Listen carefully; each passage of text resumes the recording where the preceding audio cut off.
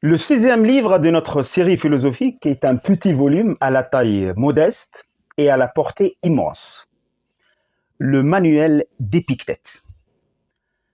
Un texte ramassé qui expose le cœur du stoïcisme, la liberté intérieure.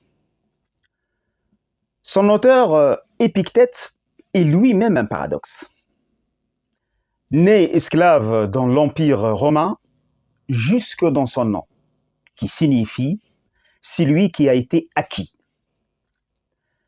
Affranchi plus tard, puis exilé, il enseignera sa philosophie sans écrire une ligne de sa main. Ces paroles nous sont parvenues grâce à son disciple Arien. De Rome à Nicopolis, un homme que le monde avait réduit à l'état de choses va pourtant enseigner à l'humanité entière l'art de ne plus être possédé. Que nous dit Épictète dans ce manuel? Il commence par une distinction fondamentale. Certaines choses dépendent de nous.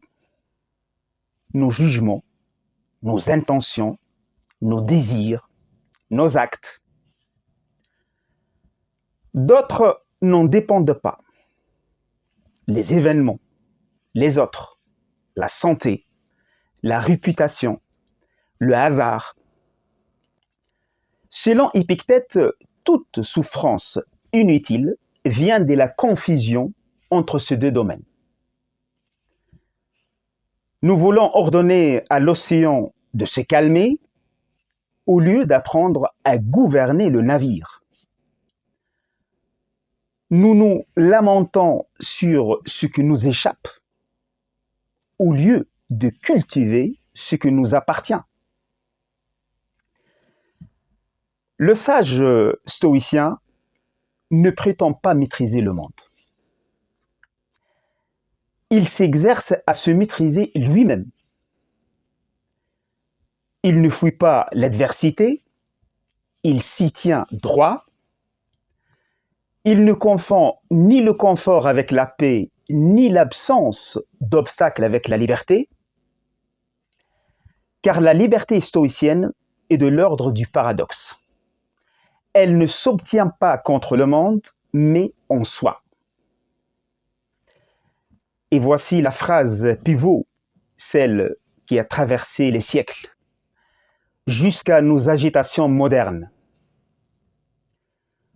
Ce qui trouble les hommes, ce ne sont pas les choses, mais les opinions qu'ils portent sur les choses. C'est pourquoi Épictète demeure une source vive et rare.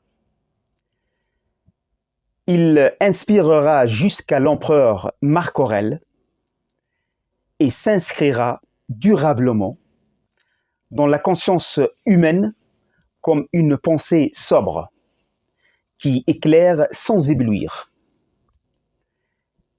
Et c'est peut-être là l'essentiel.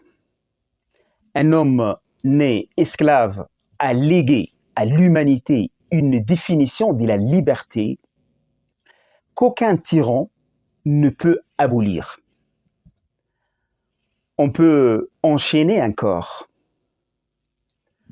On peut bannir un homme. Mais si l'esprit demeure maître de lui-même, alors l'esclave devient celui qui enseigne ce que signifie être libre.